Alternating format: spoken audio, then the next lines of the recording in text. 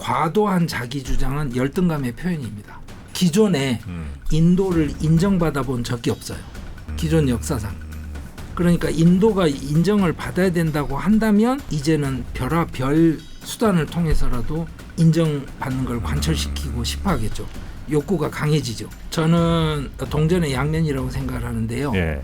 이렇게 보시면 예. 야, 이게 지금 뉴델리가 장난이 아니구나 하는 게 실감이 되시죠. 그러니까 BJP가 어떤 거고 지금 인도의 그 힌두 국수주의와 국가주의, 그러니까 힌두가 곧 인도다라는 그 아이덴티티와 기타 등등의 모든 상황들이 얽혀 있긴 하지만 어쨌거나 지금 이런 흐름이 대두되고 있다. 우리들이 했던 조사에서 나온 거를 한번 보시죠. 네.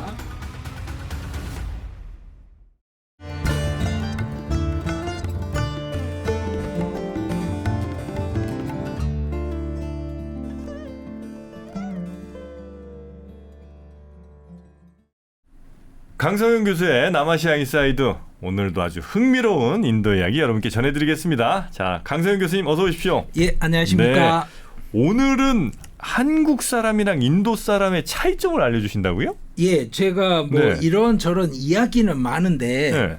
실제로 사람들이 생각하는 게 얼마나 다르지 이렇게 물으면 네. 아니 뭐 제가 겪어본 건 이래요, 뭐 이 사람 저 사람 이야기 다 다른 거잖아요. 네. 데이터를 가지고 무슨 말을 하기가 힘들지 않습니까? 이게 뭐가 다르다고 얘기하기가 참 어렵죠. 예, 예. 기준도 좀 그렇죠. 뭘로 잡아야 될지도 모르겠고. 그래서 제가 데이터를 마침 얻게 된 상황이 돼서 그걸 가지고 오늘 소개를 드리려고 그래요. 한국인과 인도인의 차이. 예, 그러니까 정확하게는 서울 사람과 델리 사람의 차이. 이게 뭐였냐면요. 제가 이제 이거는 뭐 광고처럼 들리실 수도 있지만 네. 자랑을 해도 되는 일이라고 저는 생각합니다. 2022년 11월 4일에서 14일까지 네. 서울대학교 아시아연구소가 한국 리서치하고 공동으로 예. 아시아 대도시 가치조사라는 걸 했어요. 가치조사. 예, 사람들이 뭐를 가치로 생각하는지 뭘 더 중요하게 중요하다고. 생각하나. 예. 그러니까 아시아 12개 도시, 거기엔 당연히 이제 서울하고 뉴델리가 들어가 있었고요. 그리고 뭔가 비교를 해야 되니까 네. 세 개는 그냥 넣었어요. 뉴욕, 런던, 파리. 이렇게 해가지고 이 사람들을 다 조사를 해본 거예요. 1,500명을. 그런데 저는 이런 게 굉장히 중요하다고 생각을 하는 게 제가 종종 여기에서 뭐 퓨 리서치 자료 가지고 설명도 드리고 이랬는데 한국 자료로 설명을 할 수 있다는 것 자체가 저한테는 감동이고요. 직접 조사하신 거고. 예. 예. 그리고 한국 자료를 가지고 그걸 한국인 연구자들이 분석한 걸 제가 오늘 말씀드리는 겁니다. 제가 분석한 거 아닙니다. 각 분야 전문가들이 해주신 거고요. 그래서 실제로 이런 것들이 선진국으로 가는 모습인 겁니다. 미국에서 뭐 유명한 어디 알지? 거기에서 이런 거 나와 있어. 뭐 이런 이야기 무한반복하는 게 선진국이 아니죠. 이제는 한국에서 나온 그 자료들을 전 세계 다른 나라에서 막 인용하고 할 수 있게 해야죠. 그 시도를 하는데 이게 엄청나게 비쌉니다. 이걸 기획할 때부터 회의에 저도 들어가 있었는데요. 전 세계 10,000명 넘게 이렇게 조사를 하셨는 거죠? 1,400명인가 1,500명입니다. 네네네. 18세부터 59세인데요. 네. 제 욕심 같아서는 델리만 하고 싶었겠어요. 델리, 콜카타, 첸나이, 뭐 방갈로 또 워낙 또 다르니까. 예, 너 달라 이러는데 아니 그러면 지금 뭐 베트남을 몇 개 더 넣고 인도네시아 몇 개 더 넣으면 지금 뭐 억 단위가 더 들어가는 일을 교수님 어떻게... 돈 많으세요? 뭐. 그렇죠. 그러니까 아무 말도 못하고 내 뉴델리 넣어주셔서 감사해요. 근데 정말 이런 거에 투자해야 됩니다. 그건 맞는 것 같습니다. 예, 네. 그게 선진국입니다. 맞아요. 예, 이런 거예요. 우선 서강대 정치외교학과의 하상헌 선생님이 분석을 해주신 건데요. 도대체 요즘 세상에 트럼프부터 시작해서 스트롱맨, 푸틴 많잖아요. 네네네. 포퓰리즘에다가 막 극단주의가 넘쳐나는 것 같고 민주주의는 통 안 되는 것 같고 이거 도대체 어떻게 설명하지에 대해서 최근에 쓰는 개념 중에 하나가 집단적 자기애라는 게 있답니다. 그러니까 컬렉티브 나르시시즘. 그러니까 저에 대한 나르시시즘이 있듯이 우리 집단에 대한 나르시시즘이 있다는 거죠. 약간 국뽕 비슷한 건가요? 그렇죠. 네. 맞습니다. 근데 그게 꼭 국가 단위일 건 아닌 거잖아요. 서울 사람 나르시시즘이 있을 수 있고 강남 사람 있을 수 있고. 강남 사람 충분히 있죠. 네. 그래서 그러면 집단적 자기에는 소속감을 느끼는 집단이 폄하되거나 무시당하면 참지를 못하고 공격적으로 대응하는 심리 기제가 된답니다. 네. 그러면 각 도시별로 어떤지 한번 보면 재밌지 않을까요? 서울과 인도. 예. 그래서 권위주의냐 민주주의냐 포퓰리즘이냐 이런 걸 재볼 수 있는 척도가 되잖아요. 네. 그래서 첫 번째 그림 보시죠. 네. 이거 재밌겠네요, 진짜. 예. 당신은 어느 집단에 가장 강한 소속감을 느낍니까? 물으면 맨 왼쪽에 서울이 있죠. 네. 가족이 절대적이죠. 가족에 속한다. 예. 국가는 요 밑에 조금이죠. 그러네요. 이 갈색, 약간 황토색 같은 게 가족이고 파란색이 국가고 나머지가 이제 기타. 예. 기타는 뭐 여러 가지. 우리가 이렇게 가족애가 세다고요? 예. 그러니까 서울 사람은 자기 정체성을 굳이 국가로 갖고 가지 않아도 된다는 뜻이겠죠. 이건 또 전문가들하고 이야기를 해야 되는 복잡한 이야기인데 최소한 이 데이터가 보여주는 건 잘 보십시오. 네. 뉴델리 보십시오. 국가가 얼마나 높은지 보시죠. 이 나라 사람들이 이렇게. 예. 그래서 제가 매번 말씀드렸죠. 국뽕. 인도 국뽕이 이래서 심하구나. 그러니까 인도 국가에 대해서 뭔가 비판적인 이야기를 하면 큰일 나겠네. 못 참는다.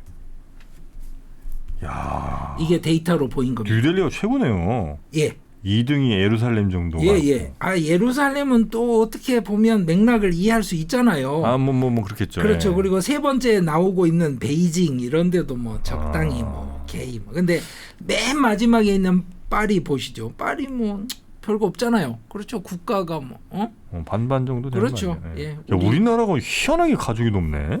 예. 그래서 이것도 뭐 나중에 궁금하시면 하상 선생님 모셔서 물어보시죠. 네. 예. 이거는 제가 말씀드린 것처럼 오늘 내용은 제가 만든 거 아닙니다. 그냥 소개해 드리는 겁니다. 예. 그다음에 그럼 국뽕 강도 궁금하잖아요. 국뽕 강도. 예. 그래서 도시별 집단적 자기의 지수의 평균값을 보시면 맨 위에 서울이 있는데요. 네네. 자, 오른쪽으로 맨 멀리 간 곳이 어디냐면 튀르키예 앙카라. 그러네요. 여기 요즘 그 튀르크 민족주의 아시죠? 아니 경제 정책을 거꾸로 하잖아요. 네. 그래도 대통령이 되지 않습니까 지금? 그랬죠. 예. 그 앙카라. 그 다음에 어디입니까? 뉴델리. 뉴델리네. 와, 이 인도 세네요. 예. 근데 더 재밌는 거는 전체가 아니고 자기가 소속감이 가장 강한 그룹이 국가라고 대답한 사람들 중에서 어떤지를 그 다음 그림에 보시면 여기도 별로 다르지 않습니다. 그래. 앙카라가 제일 세고 그 다음에 뉴델리죠. 서울도 뭐 만만치 않지만 그다지 높진 않아요. 여기서 보시면 평균쯤 되는 것 같은데. 예, 도쿄보단 좀 높지만 뭐 이렇게 보시면 야 이게 지금 뉴델리가 장난이 아니구나 하는 게 실감이 되시죠. 그러니까 BJP가 어떤 거고 지금 인도의 그 힌두 국수주의와 그 국가주의. 그러니까 힌두가 곧 인도다라는 그 아이덴티티와 기타 등등의 모든 상황들이 얽혀 있긴 하지만 어쨌거나 지금 이런 흐름이 대두되고 있다. 인도가 원래 국가주의가 세서 이런 포퓰리즘이니 이런 국뽕식의 정치인들이 많은 거예요? 아니면 정치인들이 그걸 자꾸 이렇게 활용을 하니까 사람들이 점점 이렇게 세진 거예요? 저는 동전의 양면이라고 생각을 하는데요. 예. 과도한 자기 주장은 열등감의 표현입니다. 그렇죠. 예, 그러니까 동전의 양면입니다. 기존에 인도를 인정받아 본 적이 없어요. 기존 역사상. 그러니까 인도가 인정을 받아야 된다고 한다면 이제는 별의별 그 수단을 통해서라도 인정받는 걸 관철시키고 싶어 하겠죠. 욕구가 강해지죠. 그게 보이는 재미있는 게 또 있습니다. 이것도 이제 하상황 선생님 분석인데요. 오른쪽으로 가면 갈수록 집단적 자기애가 높은 나라고요. 위로 높을수록 민주주의를 잘하는 나라예요. 그러니까 민주주의 잘한다 그러면 뭐 당연히 뭐 파리, 런던, 도쿄, 서울 이렇게 높이 있잖아요. 네. 자, 민주주의가 조금 떨어지는데 집단적 자기애, 소위 말해서 뭐 국뽕이든 이게 제일 강한 거 튀르키예, 네. 앙카라. 근데 그 다음 보시죠. 뉴델리죠. 뉴델리. 근데 민주주의 지수는 앙카라보다는 훨씬 높아요. 네, 꽤 괜찮네요. 그러니까 베이징이나 하노이는 민주주의 지수가 낮죠. 예. 뭐 리야드도 그 인정할 수 사우디. 있고요. 네. 예. 이 흐름이 방금 정프로님 그 질문하신 그 맥락에 다 있습니다. 네네. 자, 이게 5월 11일자 보도입니다. 국내 언론 보도예요. 네. 중국에서 교통 안전을 홍보를 하면서 인도 사람들이 그 교통 질서 안 지키는 모습을 갖고 네. 홍보를 영상을 만든 적이 있어요. 네. 그래가지고 온 인도가 발칵 뒤집었어요. 아 그래요? 예. 근데 그거보다 더 심했던 게 있어요. 네. 그게 뭐냐면 2023년 4월에 일어난 일인데요. 슈피겔이라고 독일 유명한 슈피겔. 시사주간지 아시죠? 예. 거기에서 만평을 하나 실었어요. 자, 이것이 그 만평입니다. 네. 뭐다? 자, 인도가 중국을 앞질렀다. 이 만평을 보시면 네. 자, 중국 사람들은 고속철을 타고 있는데 인도 사람들은 기차 지붕 위에 앉아서 뭐 가고 있는데 네네네네. 인도 기차가 고속철을 앞질러 가죠. 네네네. 이것 때문에 인도가 완전히 뒤집혔습니다. 아 자존심 많이 상했어요? 예. 그래가지고 뭐 난리였어요 한마디로. 시니어 어드바이저인데요. 네. 그 정부 부처에 그 사람이 트위터에 뭐 날리기도 했는데 그냥 뭐 내놓고 레이시즘이다 뭐 이러고 그냥 그래서 그 다음에 그 사람이 쓴 트위터 제가 사진에 보여드리는 겁니다. 네. 근데 이거를 과연 레이시즘이라고 받아들여야 되느냐? 근데 사실 그렇거든요. 그 아실래나 모르겠는데 인도에서 현재 제일 빠른 열차가 네. 반데바랏이라는 열차입니다. 네. 근데 그 열차가 그러니까 인도에서는 고속 열차라고 부르고요. 외국에 설명할 때는 세미 아니면 세마이 하이스피드 네. 열차라고 불러요. 한 200쯤 가요? 아니요.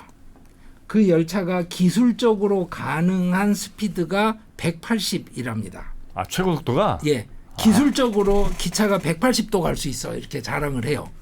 근데 운행할 때 찍히는 실제 최고 속도는 130으로 제한을 합니다. 왜냐하면 철로가 130 이상 달리면 안 돼요. 절대로. 근데 그러면 실제 평균은 얼마입니까? 83km로 달립니다. 거의 뭐 통일호쯤 될 것 같아요. 예, 그렇죠. 근데 그런 이야기를 하면 싫어한다니까요. 싫어하시는구나. 예. 예, 그래서 그 넓은 나라에서 근데 83km예요? 제일 빠른 게? 예. 그러니까 지난번에 열차 사고도 사실은 빨리 달리다가 난 사고가 아닙니다. 예, 그게 핵심인데 그 너무 비극적이어서 제가 말씀을 안 드릴게요. 네네네. 어쨌거나 그래서 그 반데바랏 같은 열차 같은 경우에는 앞에 그 저 기차 안에 모니터에 현재 속도 130 이렇게 딱 찍히면 사람들이 박수도 치고 그런다고 그래요. 아 최고 속도 찍으면? 예. 예전에 우리 KTX 처음 들어올 예, 때 그렇죠. 저 천안 어디쯤에서 300 딱 되면 막 그거 속도 찍고 막 이랬었는데. 예, 그렇습니다. 그 다음에 한 번 더 뒤집혔던 사건들 이런 게 네. 아주 자주 있어요. 전형적인 게 2014년 네. 10월 달에 나온 이게 뉴욕 타임스 만평인데요. 자 보시죠. 이게 뭐에 관계된 거였냐면 네.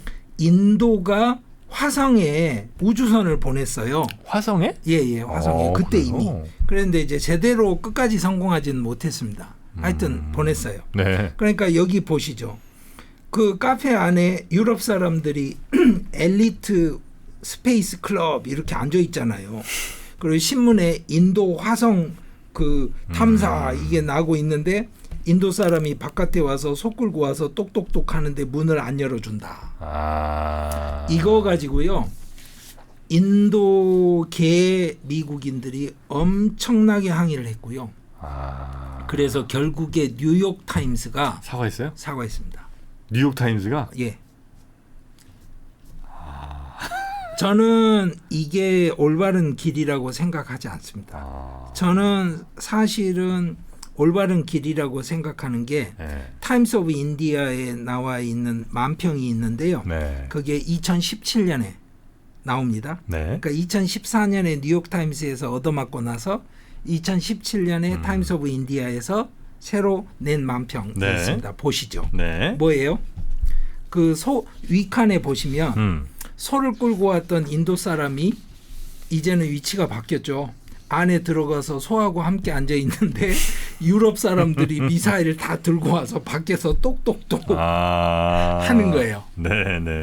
이 상황, 그러니까 복수는 이렇게 하는 거잖아요. 그렇죠. 그런 게 유쾌하고 좋은데. 그리고 이게 힘인 거죠. 그렇죠. 그래서 인도가 아예 힘이 없는 건 아니다. 다만 이런 방식으로 모든 것이 굴러가지 않는 게 저한테는 개인적으로 참 안타깝고요. 저는 이 만평 너무 유쾌하게 봤습니다. 그러게요. 그런 게 여유인데. 맞습니다. 맞습니다.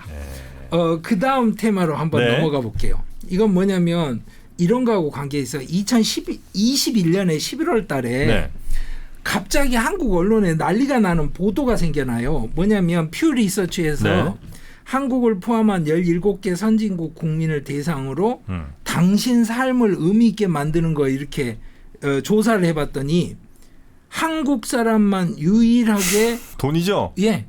그렇게 했다는 거예요. 본 것 같아요 뉴스. 근데 이제 당연히 전문가들이 이제 체크를 해보면 이거를 뭐 그 여러 개를 주고 고르게 만들었느냐, 점수를 매기게 했느냐, 조사 방법에서 문제가 좀 많았던 거예요. 그래요? 그래서 실제로 이게 제대로 된 조사라고 보기 힘든 그런 식의 조사 수치였는데 이거를 한국 언론에서는 또 너무 부풀려서 자극적으로 썼구나. 자극적으로 썼던 거죠. 그래서 이번에 제가 잠시 자랑을 했던 아시아연구소 대도시 가치조사에 있는 데이터를 가지고 서울대 사회학과 이동균 선생님이 뽑아 보셨어요. 그래서 그 자료를 보시죠. 자, 서울 사람들한테 물어봤어요. 삶에서 의미를 주는 중요 요소들이 뭐냐? 이랬더니 제일 먼저 꼽힌 게 건강, 두 번째가 자유, 그 다음이 풍요예요. 그리고 풍요랑 멀지 않게 가족이 잡히는 거죠. 관계, 취미, 학습, 경험, 연애, 신앙. 연애가 너무 뒤에 있네. 그렇죠. 연애가 너무 밀린 것도 그렇고 이제 학습이라는 게 공부한다는 게 아니고 우리가 모르는 새로운 걸 배우는 경험을 쌓아가는 그런 것들 이야기하는 겁니다. 그래서 이걸 가지고 그 다중 대응 분석 기법을 사용해서 만들어낸 게 있어요. 그다음 그림 보시죠. 여기 보시면 가까우면 서로 매칭이 잘 돼 있다고 생각하시면 돼요. 그러니까 무슨 말이냐면 거리가 그러니까 서울이 왼쪽 위에 있죠. 서울에서는 중요한 게 건강하고 풍요인 거예요. 그리고 가족도 좀 가까운 편이고 뭐 이렇죠. 그런데 자, 중앙점에서 오른쪽으로 좀 가다 보시면 아래에 뉴델리가 있죠. 그 밑에 신앙 있네요. 뉴델리는 뭐가 제일 가까워요? 가족. 그렇죠. 가족이 제일 가깝고 그 다음에 신앙. 그리고 경험. 자유, 취미, 일 이런 것도 중요한데 연애는 많이 멀죠. 그러네요. 사회적 관계나 새로운 걸 배우는 것 이거 조금 멀고 건강 풍요는 뭐 나름대로. 그래서 이 그림을 보시면 서울하고 뉴델리, 예루살렘은 굉장히 많이 멀더라고요. 예루살렘은 어떻게 연애를 이렇게 좋아하나요? 어떻게 연애 바벨론에 예루살렘밖에 없네. 모르겠습니다. 이렇게 이제 도시별로 또 테마별로 어떻게 가까이 있는지 이런 걸 또 보여주는 재밌는 그래프네요. 그래서 뉴델리랑 자카르타나 앙카라는 상대적으로 가까워요. 이것도 이해할 만하죠. 문화권이 많이 멀지 않으니까. 근데 이제 재밌는 거는 그 다음 그림 한번 보시죠. 자, 물질적 풍요가 의미를 주는 정도하고 취미나 학습, 새로운 거 배우는 거, 경험이 의미를 주는 정도의 차이가 얼마나 크냐를 잰 거예요. 그러니까 너한테는 돈이 중요해, 인생에서 뭔가 새로운 거 배우고 경험하는 게 중요해. 그러면 차이가 제일 큰 곳이 도쿄예요. 그리고 서울이 나오고 만만치 않네요. 예, 싱가포르도 만만치 않습니다. 그러니까 서울이 극단적인 케이스라고 하면 안 되는 거예요. 근데 아주 재밌는 게 뉴델리 보시면 뉴욕이나 파리랑도 그다지 멀지 않아요. 야, 뉴델리하고 런던, 뉴델리가 런던 뉴욕 사이에 있으니까 파리 예. 옆에 뭐 이렇게 있으니까 예. 굉장히 선진국 느낌이 좀 나네. 아, 예. 그러니까 우리랑은 정말 다른 거죠. 그러네요. 근데 이제 제가 말씀드린 것처럼 뉴델리가 인도는 아니잖아요. 아, 뉴델리잖아요. 델리 네네. 중에서도 올드 델리도 아니고. 그러니까 이건 강남이에요. 서울에서도 강북이 아니고 강남만 조사한 거예요. 네네네네. 그러니까 이게 이제 정말 그 리프리젠터티브 하냐, 대표성이 있냐 이렇게 물어보시면, 근데 중요한 건 그냥 뉴델리라는 걸 알고 보시면. 네네네네. 근데 이 데이터가 있다는 게 재밌잖아요. 아, 진짜 좋네요. 예. 그래서 이동균 선생님 평가가 네. 사실 물질적 풍요를 중요시하는 절대적 정도는 서울이 다른 도시들에 비해 높기는 하다. 높은 편이지만 15개 중에 4위니까. 근데 압도적으로 높은 건 아니다. 그다음에 특히 취미, 학습, 경험과 같은 항목들이 삶의 의미에 기여하는 정도가 상대적으로 낮아서 벌어지는 현상이다. 그러니까 우리는 경험치나 새로운 거 배우는 것에 대해서 우리 인생에서 차지하는 비중을 그렇게 크게 세팅을 못하는 거예요. 네. 사는 게 각박한가 봐요. 그 다음까지 더 복잡한 이야기는 제가 어떻게 말씀을 못 드려요. 필요하시면 나중에 네. 이동규 선생님 모셔서 알겠습니다. 여쭤보세요. 그러니까 우리가 물질적 풍요를 뭐 좀 중요시 여기는 건 사실이긴 하나 그렇다고 다른 문화권들에 비해서 어마어마하게 높은 것도 아니고 대신 우리가 좀 높게 보이는 거는 우리가 학습을 한다든지 관계를 맺는다든지 맞습니다. 여기가 좀 상대적으로 낮다 보니까 물질적 생기는 현상이다. 풍요에 예. 좀 더 가까이 가 있는. 예. 그러니까 딴 거 할 게 참 없는 도시 같기도 하고요. 어떻게 보면. 그렇죠. 그리고 우리가 하루 종일 내지는 일주일 내내 보내는 시간이나 노력을 절대양으로 놓고 볼 때 얼마나 경험 맞아요. 그리고 뭐 새로운 것을 뭐 배우는 것에 쏟고 있는가 생각을 하면 사실 수긍할 만하죠. 네. 서울에 특히 서울이잖아요 지금. 그렇죠. 아, 그러니까 서울에서는 예. 자칫 다른 그러니까 내가 뭔가를 하고 있는데 예. 다른 뭔가에 도전하다가 미끄러져 갖고 이거 놓치게 되면 그냥 그 길로 빠이빠이라는 생각 뭐 이런 것들을 좀 그 불안감 그럼요. 같은 게 좀 있는 것 그럼요. 같아요. 아 그거는 저는 사실은 지방 도시만 가도 분위기가 다르다는 걸 많이 느낍니다. 그래요. 예. 확실히 좀. 그러니까 예를 들어서 대전도 하나 넣어서 뽑아봤으면 다르지 않았을까요? 아, 대전 좋습니다. 예. 예. 아, 이 재밌는 데이터 많은 또 뭐 있습니까? 아 그렇죠. 그 다음에는 이제 이런 겁니다. 뭐냐면 사회 규범이라는 게 있잖아요. 사회 규범. 너만 이렇게 해 이런 거 딱 이렇게 정해진 거. 좀 너무 빡빡하게 막 예, 이것저것 빡빡하게. 시키고. 그렇죠. 그래서 그걸 빡빡한 문화 예. 아니면 느슨한 문화 이렇게 해가지고 그 문화 경직성 유연성이라고 부르는 척도로 한번 델리랑 서울 비교해 볼 수 있잖아요. 아, 우리도 좀 빡빡한 것 같은데. 예. 누구나 그렇게 생각하죠. 이거는 서강대학교 사회학과 김지혜 선생님이 해주신 거예요. 첫째 그림은 네. 이거는 저희 데이터를 갖고 한 게 아니고 그 다른 분이 예전에 이미 전 세계적인 데이터를 갖고 발표하신 결과예요. 한번 보시죠. 재밌습니다. 아, 요건 이제 국가별로 하셨군요. 예. 네. 빡빡한 정도가 파키스탄, 일본이죠. 아, 뭐 그 인정. 인정할 수 있죠. 네네. 말레이시아 만만치 않죠. 말레이시아 그렇게 써요? 예. 말레이시아도 빡빡하죠. 그렇죠. 그 다음이 인디아예요? 그 다음에 인도, 싱가포르예요. 싱가포르 생각해 보세요. 빡빡하죠. 싱가포르 빡빡하죠. 아 그렇죠. 껌 씹다 뱉는 순간에 이제 예. 아, 근데 말레이시아가 세구나. 그런데 싱가포르 다음에 어디가 있습니까? 사우스 코리아. 사우스 코리아가 있죠. 아, 우리도 빡빡하네. 아 이거 만만치 않습니다. 그러네요. 인도랑 이건 매우 우리가 이제 예. 가깝네요. 예. 파키스탄, 인도, 뭐 서울 만만치 않습니다. 야, 근데 노르웨이가 이렇게 위에요? 예, 그렇더라고요. 아, 노르웨이는 뭔가 그런가 보다. 이게 사람들한테 뭐 양보를 이렇게 좀 약간 강요하는 것 같은 느낌이라든지 지켜야 될 질서, 지켜야 될 것들이 좀 많은. 세금 빼먹고 이러면 안 되죠. 그러네요. 그리고 또 하나는 노르웨이 아시죠? 과속을 해도 연봉을 기준으로 벌금 냅니다. 맞아요. 돈 많은 사람들 2억 8천 내고 뭐 이랬다는 게 이 동네잖아요. 그러니까 한국처럼 뭐 부자나 가난하나 3만 원 내, 5만 원 내 이런 거 아닙니다. 그러네요. 너 연봉 얼마야? 몇 %? 네네네. 연봉의 20분의 1 내놔. 뭐 이런 거. 우크라이나가 제일 자유로워요? 이것도 신기하네.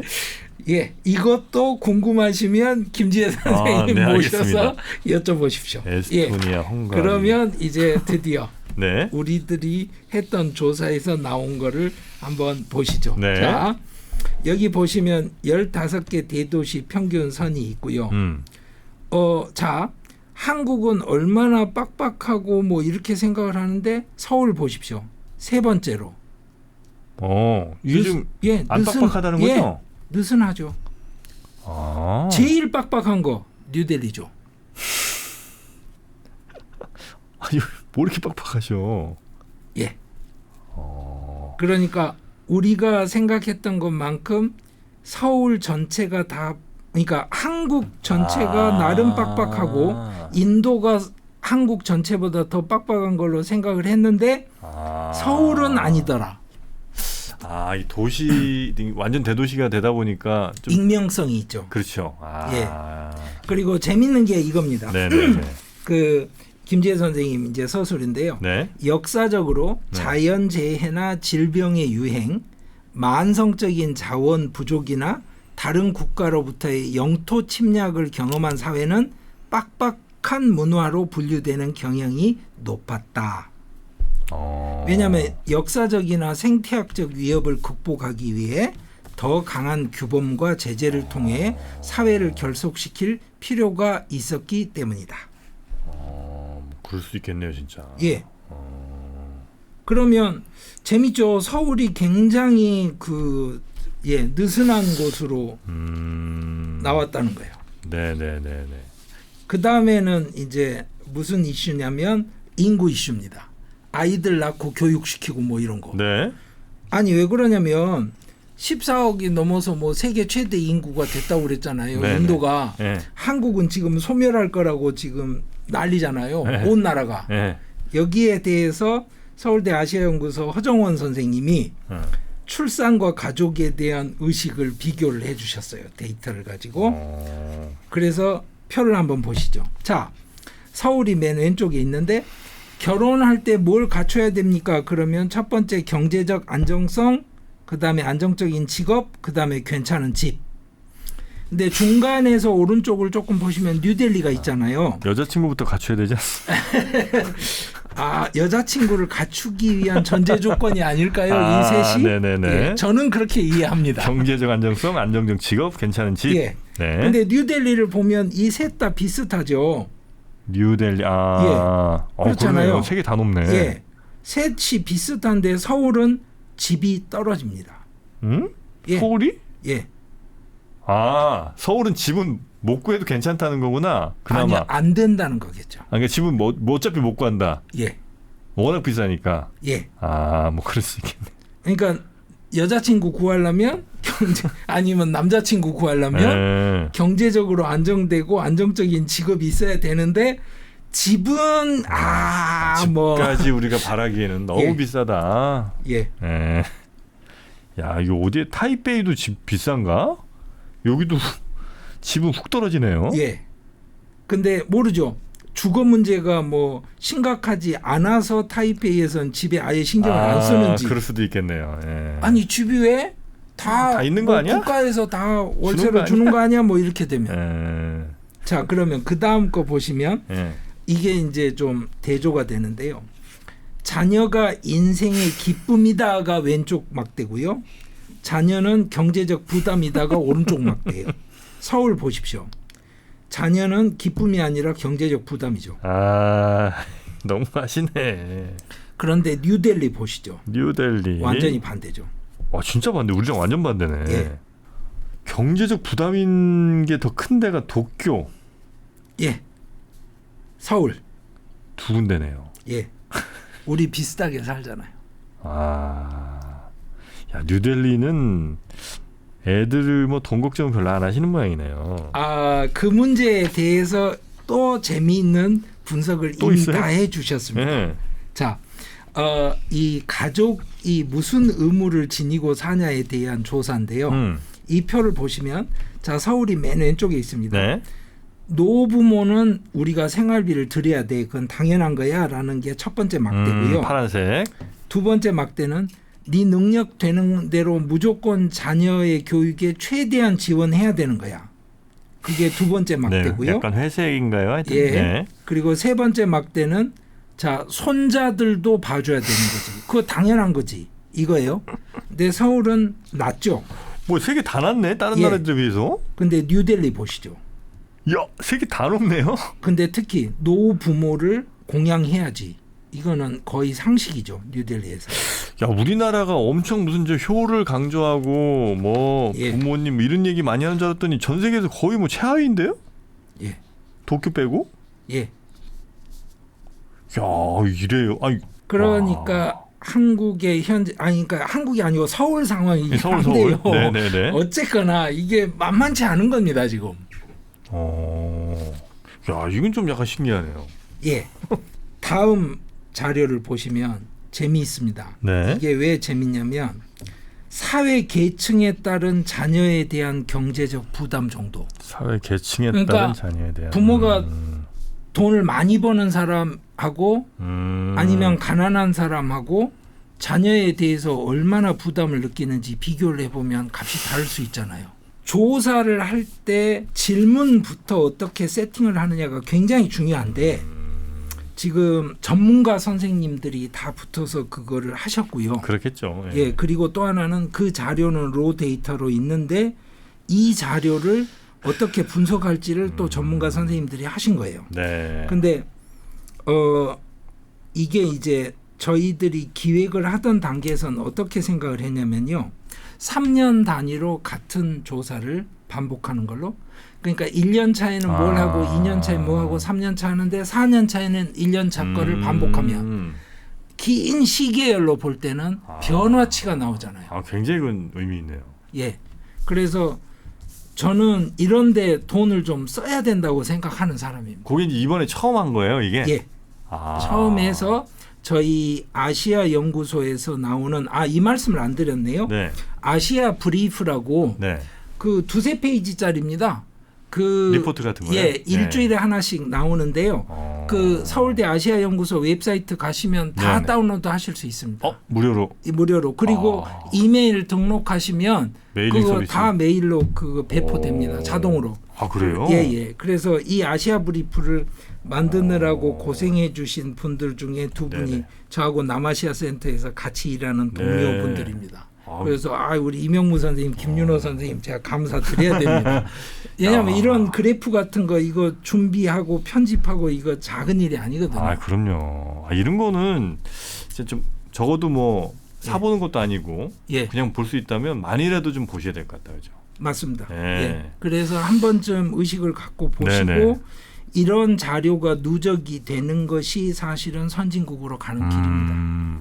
자, 그러면 이거 한번 보시죠. 이제 드디어 부자와 가난한 사람과 중간소득 사람들이 모두 도대체 어떻게 생각하냐. 서울 보세요. 다 부담이네. 다 부담인데 부자들은 그나마 부담이 덜하고 조금 덜하고요. 재밌는 게 뭐냐. 가난한 사람이 부담을 더 느낍니다. 근데 뉴델리 보세요. 뉴델리 보시면 재밌는 게 뭐예요? 부자가 부담을 느끼죠. 가난한 사람들은 교육을 포기하는군요. 애들. 정확하신 말씀입니다. 그런데 저희들처럼 아마추어는 그렇게 이야기를 할 텐데 이제 허정원 선생님처럼 전문가는 분석을 하시죠. 뭐냐? 교육제도 자체가 다른 거예요. 서울은 대입에 박혀 있습니다.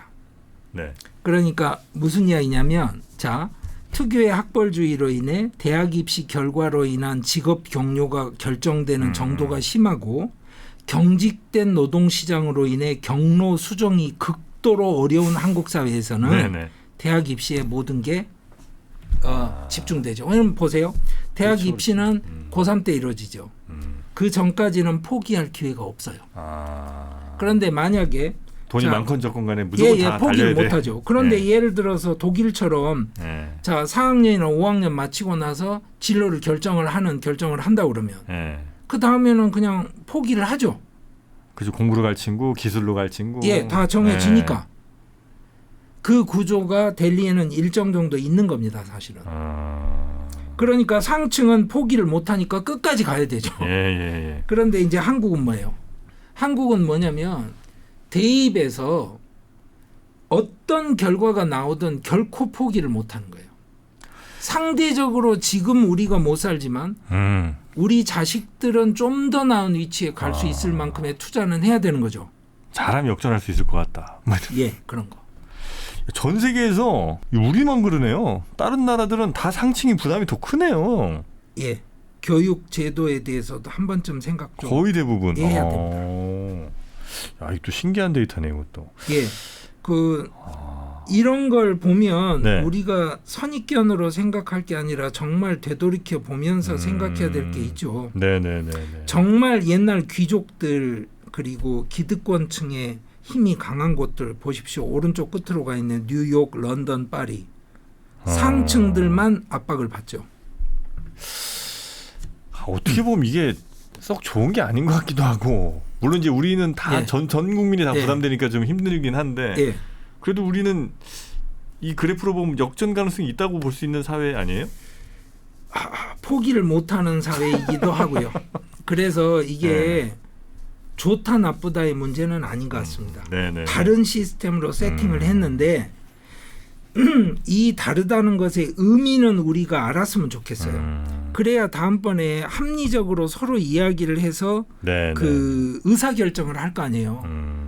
이대로 갈까요? 바꿀까요? 예를 들어서 그런 거죠. 국민학교 마치고 한번 시험을 친다 그러면 한국 여론에서는 왜 우리 아이가 뭐 차별을 받아야 되냐부터 예를 들어서 왜 그 어린 나이에 진로를 결정하려고 들어 뭐 여러 가지 있을 거 아닙니까?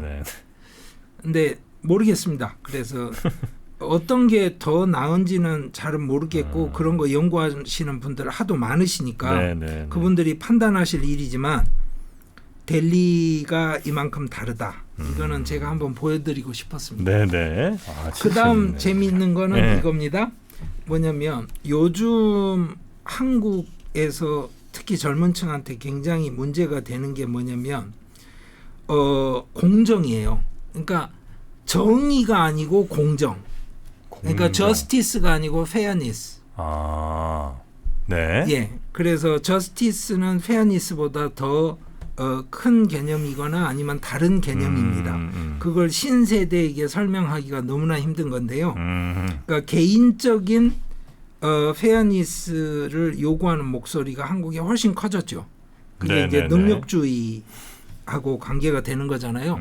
내 능력에 합당한 대우를 내가 받아야 되는데 그걸 못 받으면 이건 나쁘다인 거죠. 사회적으로 당신이 120을 일했지만 110만 받아라. 왜냐 70만큼밖에 못하는 친구한테 80을 주기 위해선 필요하다라고 말을 할 때 왜? 그렇죠. 내가 왜? 이런 경우죠. 그거에 대한 분석을 서울대 정치외교학부 그 김용균 선생님이 해주신 게 있어요. 그 그림이 다음 그림입니다. 그래서 이 그림은 어떤 거냐면요. 자, 능력주의의 이상을 Y축에다 놓고 이상적인 게 능력주의인데 현실의 능력주의를 X축에 놓는 거예요. X축이 현실의 능력주의, Y축이 이상의 능력주의. 그러면 서울을 보세요. 이상의 능력주의 값이 높지가 않죠. 하노이에 비해서. 그렇죠. 그 말은 무슨 이야기예요? 자기들이 생각하는 이상. 근데 현실 한번 보시죠. 현실을 보면 서울은 능력주의의 현실이 된다고 사람들이 생각하느냐 따지면 아닌 걸로 보이죠. 제일 아닌 걸로 나오는 거죠 지금. 근데 재밌는 게 행복도는 지금 글자 크기입니다. 그러니까 사회가 능력주의대로 작동하고 있다고 믿는 사람들이 어디 사냐면 하노이하고 뉴델리에 사는 거예요. 그 능력에 따라서 제대로 대우받고 산다라고 생각하는 사람들이 뉴델리랑 하노이에 많고, 그렇죠. 거기에 행복도도 좀 높은 편이네요. 예, 글씨도 크죠. 서울은 능력에 따라 제대로 대우받지 못하고 있다고 생각하는 사람들이 훨씬 많은 거예요? 그런 거죠. 그러니까 사실은 내 능력에 맞게 지금 내가 보상을 못 받는다는 거겠죠. 근데 동경도 뭐 상대적이긴 하지만 하여튼 동경도. 네. 근데 잘 보시면 삶의 만족도 자체는 글자 크기로 보시면 어디에 뉴델리, 북경, 자카르타 이런 게 높죠. 그러네요. 그래서 뉴델리에 사는 사람들의 생각이 굉장히 많은 겁니다. 다른 겁니다. 그래서 서울이 이렇게 많이 달라요? 뭐 이러시는데 그게 드러나는 게 그다음 그림 보시죠. 이게 뭐냐면 이상과 현실의 간극. 너무 재밌는 게 정반대의 뉴델리하고 서울이 딱 있습니다. 와, 이렇게 극단적이에요? 예. 이만큼 뉴델리하고 서울이 다른 겁니다. 이 그래프가 말하는 더 이상의 또 복잡한 내용이나 분석에 대해서는 김영균 선생님께 여쭤보십시오. 제가 이 데이터는 저는 아주 재밌게 봤습니다. 그리고 이런 데이터들을 한국에서 만들어서 한국 연구자들이 분석해 준 걸 제가 읽을 수 있다는 것도 저한테는 굉장히 행복했고요. 그래서 여러분들한테 한번 소개를 시켜드리고 싶었습니다. 이런 연구들이 좀 아직까지는 아마 많지는 않다 보니까 이런 연구가 나오더라도 신뢰할 만한가 이런 생각을 하시는 분들이 조금 있을 수 있으나 이게 점점 많아지고 또 데이터 양도 커지고 뭐 자주 하게 되면 이젠 우리 데이터를 전 세계에서 막 인용하고 언론사들이 가져가고 뭐 이런 일들이 이제 오겠군요. 곧. 그렇죠. 연구자들의 꿈은 그런 겁니다. 저도 그런 걸 좀 하고 싶고요. 그러니까 당장 다음번 할 때는 인도에 한 도시 5개 정도는 하면 좋겠는데 근데 그러면 이제 비용이 5배로 커지겠죠. 누가 이 비용을 대주나 뭐 이런 이야기에는 저도 답이 없습니다. 인도에서 지금 제일 잘 나가는 우리나라 기업이 어디죠? 현대자동차인가요? 예, 현대차, 삼성 이런 데는 뭐 일반적으로 알려진 저는 그렇게 표현합니다. 북극에 가서도 비즈니스를 할 수 있는 회사들이니까. 그런데 그렇지 않은 분야, 제조업하고 또 상관없이 물론 포스코도 제조업 분야에서 지금 상당한 성공을 거두고 있습니다. 그런데 그거와 상관없는 기업을 꼽으라고 하시면 당연히 크래프톤 게임 회사 그리고 미래에셋 그리고 스타트업으로는 밸런스 히어로라는 기업이 있습니다. 밸런스 히어로요? 뭐냐면요. 그 은행 구좌도 없는 사람들이 스마트폰을 가지고 소액 대출을 받을 수 있는. 그러면 핀테크 기업이죠. 근데 본인들이 가진 시스템을 가지고 그 사람이 성실하게 돈 갚을 사람인지를 이렇게 판단해내는 시스템이 있어야 되잖아요. SNS 데이터만 가지고. 그걸 해내는 기업입니다. 그렇습니까? 그래서 인도 내에서는 그 분야로는 2위 내지는 3위에 가는 기업입니다. 좋습니다. 지금 이름 나온 기업들에게 서울대학교 아시아연구소 그리고 한국리서치 공동조사 이 연구를 앞으로 꾸준히 잘 해서 전 세계의 이 데이터들을 우리가 자랑할 수 있도록 방금 이름 나온 기업들은 다 후원 쪽을 좀 부탁을 드리겠습니다. 왜냐면 기업들이 또 그런 사회공헌 해야 되는 거 아니겠습니까? 우리 또 인도에서 또 사업을 하고 계시니까. 그거는 좀 현대차, 삼성, 미래에셋, 크래프톤, 스타트업까지는 제가 봐드리겠습니다. 그 나머지 회사들은 아시아연구소로 연락을 당장 주시기 바라겠습니다. 자, 오늘도 함께해 주신 우리 인도 그리고 남아시아 원탑 교수님, 우리 강서영 교수님과 함께했습니다. 대단히 재밌었습니다. 고맙습니다. 감사합니다.